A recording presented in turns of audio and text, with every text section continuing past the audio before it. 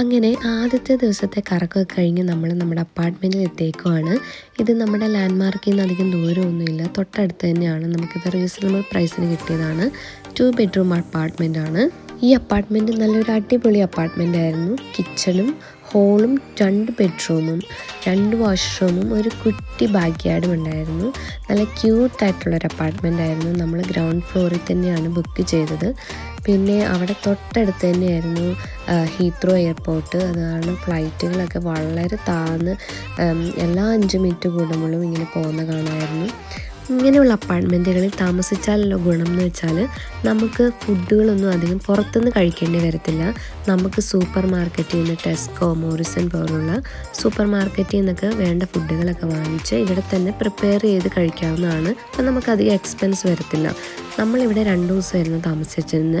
2 ദിവസവും നമ്മൾ ഫുഡുകളൊക്കെ ഇവിടെ വാങ്ങിച്ച് പ്രിപ്പയർ ചെയ്യുമായിരുന്നു ചെയ്തിരുന്നത്. നമുക്ക് വേണമെങ്കിൽ എക്സ്ട്രാ ബ്ലാങ്കറ്റ്, പില്ലോസ് എല്ലാം അവരിവിടെ പ്രൊവൈഡ് ചെയ്യുന്നുണ്ടായിരുന്നു. കൂടാതെ 24 അവേഴ്സ് വൈഫൈയും ടെലിവിഷനും എല്ലാം ഉണ്ടായിരുന്നു. റൂമുകളൊക്കെ ആണെങ്കിലും അടിപൊളിയായിരുന്നു.